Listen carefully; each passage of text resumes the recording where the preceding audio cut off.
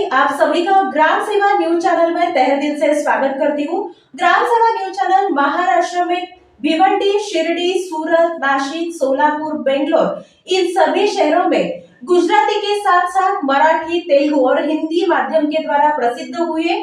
आज ही ग्राम सेवा news channel को सब्सक्राइब करें, शेअर करें और लाईक करें। नळदुर्ग येथे इतिहासाची साक्ष देत भक्कमपणे उभा असलेला भुईकोट किल्ला अत्यंत प्रेक्षणीय आहे। किल्ल्याच्या प्रथम दर्शनी 150 फुटांचा भगवा ध्वज उभा करण्यात येणार आहे। किल्ल्यात येणाऱ्या पर्यटकांसाठी सर्व सोयी सुविधा उपलब्ध करून देण्यासाठी आणि किल्ला सुशोभीकरण करण्याकरता आराखडा तयार करण्याची माहिती परिवहन मंत्री तथा धाराशिव जिल्ह्याचे पालकमंत्री प्रताप सरनाईक यांनी नळदुर्ग येथे दिली। नळदुर्ग येथील भुईकोट किल्ल्यास रविवारी 20 जुलै रोजी दुपारी 11:30 वाजता जिल्ह्याचे पालकमंत्री प्रताप सरनाईक यांनी भेट देऊन किल्ल्याची पाहणी केली।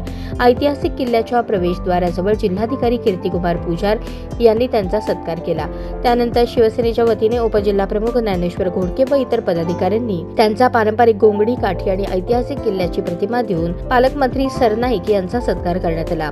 हा किल्ला संगोपन आणि जतनासाठी युनिटी कंपनीला शासनाने दिला होता। त्याची मुदत संपून वर्ष होत आले।